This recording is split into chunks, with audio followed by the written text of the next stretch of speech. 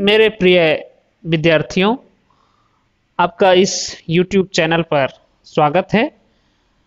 आप सब लगातार इस ऑनलाइन क्लास को कर रहे हैं, इस बात की मुझे बेहद खुशी है।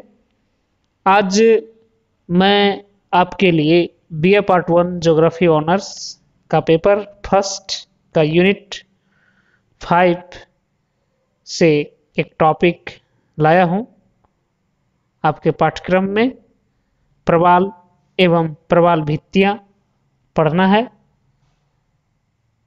उसकी आज मैं चर्चा करूंगा और इस चर्चा में आपको प्रवाल एवं प्रवाल भित्तियों के बारे में सामान्य जानकारी दूंगा और फिर बताऊंगा कि प्रवाल का जो विकास है उस विकास के लिए कौन कौन से कारक या आवश्यक दशाएं जरूरी होता है, इस पर आज मैं बात करूंगा। तो आइए इस क्लास को प्रारंभ करें, इस ऑनलाइन क्लास को देखें। इसका टॉपिक प्रवाल भित्ति। तो प्रवाल भित्ति के बारे में आपने थोड़ी बहुत सुना भी होगा। इसे प्रवाल को मूंगा भी कहा जाता है और प्रवाल भित्ति जो होता है वह प्रवाल मृत जो जब हो जाता है, मर जाता है, तो उसके अस्थि पंजर जो होता है उसे ही प्रवाल भित्ति कहा जाता है। और यह जो है प्रवाल, इसका विकास अंतः सागरीय क्षेत्रों में ही होता है, लेकिन उसका भी कुछ महासागरीय क्षेत्र में कुछ खास क्षेत्र होता है जहाँ पर इसका उचित विकास होता है। तो अंतः सागरीय रूपों में प्रवाल भित्तियाँ तथा एटॉल अपना अलग ही महत्व रखता है। इनका निर्माण सागरीय जीव मूंगे या कोरल पॉलिप के अस्थि पंजरों के समेकन तथा संयोजन द्वारा होता है। कोरल उष्णकटिबंधीय महासागरों में मिलते हैं तथा चूने पर निर्वाह करते हैं। एक स्थान पर असंख्य मूंगे एक साथ समूह में रहते हैं तथा अपने चारों ओर चूने की खोल बनाते हैं।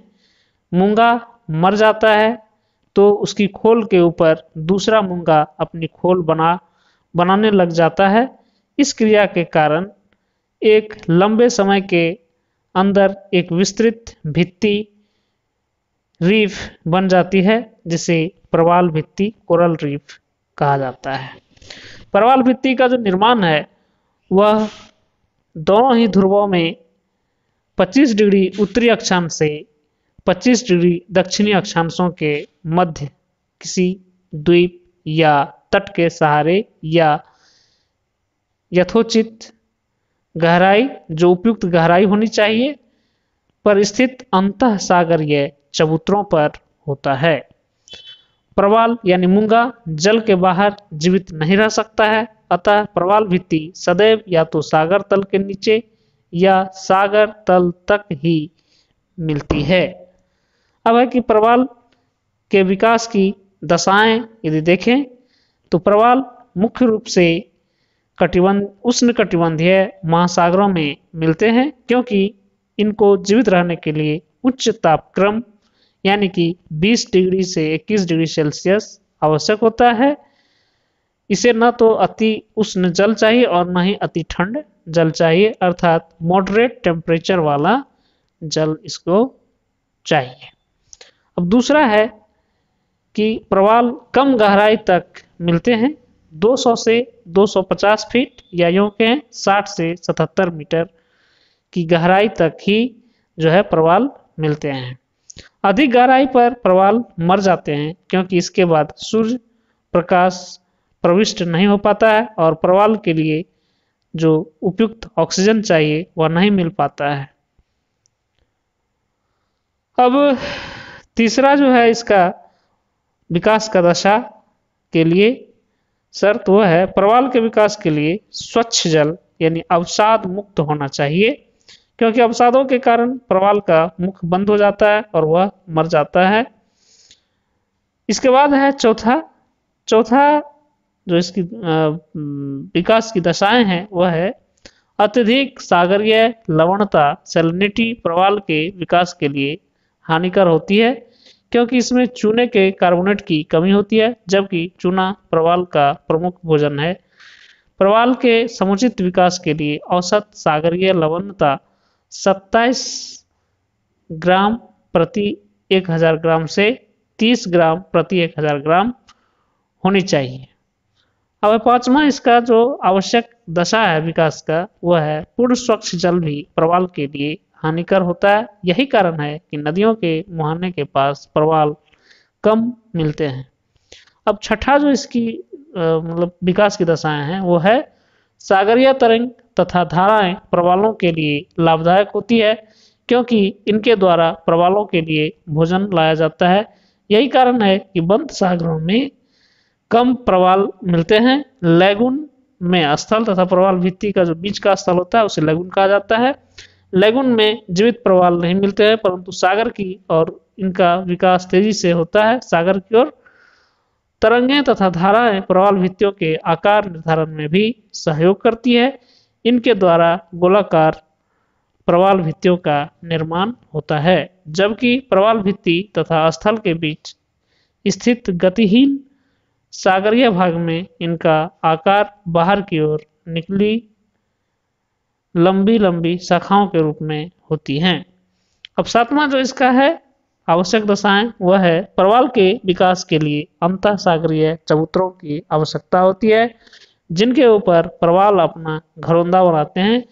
इन अंतः सागरीय चबूतरों की स्थिति सागर तल से ऊपर यानी 50 फैदम यानी 300 फीट 50 फैदम या 300 फीट तक होनी चाहिए। इन चबूतरों पर प्रवाल का विकास दो रूपों में होता है।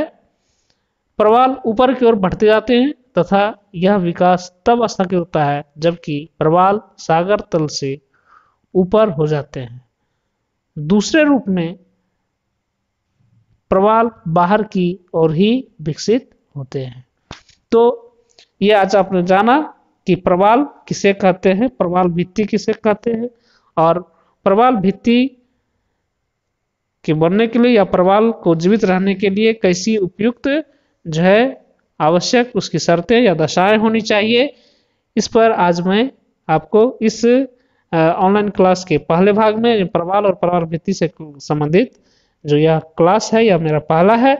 इसके बाद जो दूसरा क्लास लूँगा उसमें मैं बताऊंगा कि प्रवाल भित्ति और atoll coral reef and atoll के बारे में चर्चा करूंगा। ये प्रवाल भित्ति का प्रकार है जिसमें चर्चा करूंगा फिर आपको तटीय प्रवाल भित्ति, अवरोधक प्रवाल भित्ति और प्रवाल भित्ति या एटॉल के बारे में चर्चा करूंगा। तो ये चर्चा जब हो जाएगा तब जाकर के ये टॉपिक आपका कंप्लीट हो जाएगा। परीक्षा में जो आपसे प्रश्न पूछा जाता है तो वो पूछा जाता है कि प्रवाल भित्ति से आप क्या समझते हैं, प्रवाल भित्ति का जो है पनपने के मुख्य दशाओं का उल्लेख करें एवं प्रवाल भित्ति के विभिन्न प्रकार का उल्लेख करें।